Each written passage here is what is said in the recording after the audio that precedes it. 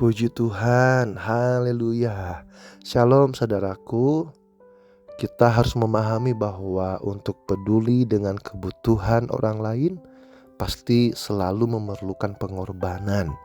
Baik itu waktu, uang, energi, reputasi, bahkan privasi.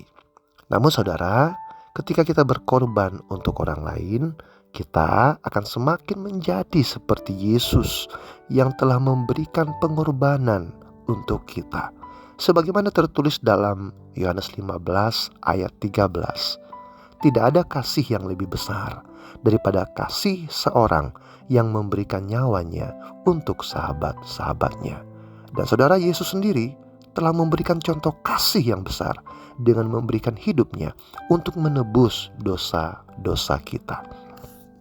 Di dalam Lukas pasal 10 ayat 30 sampai dengan 37, di situ kita bisa menemukan bahwa Yesus memberikan perumpamaan tentang orang Samaria yang baik hati. Orang Samaria itu menemukan seorang pria yang terluka karena dipukuli dan ditinggalkan di tepi jalan. Dia membantu orang tersebut dengan memberikan pertolongan pertama, membawa lelaki itu ke tempat penginapan dan merawatnya sepanjang malam. Orang Samaria itu bahkan membayar biaya penginapan dan berjanji untuk kembali dan membayar biaya tambahan jika diperlukan. Saudaraku, orang Samaria itu tidak kenal lelaki yang ia bantu tersebut. Namun ia tetap fokus pada kebutuhan orang tersebut. Ia mengambil tanggung jawab untuk membantu orang yang terluka tersebut. Dan sama seperti Yesus yang fokus pada kebutuhan kita.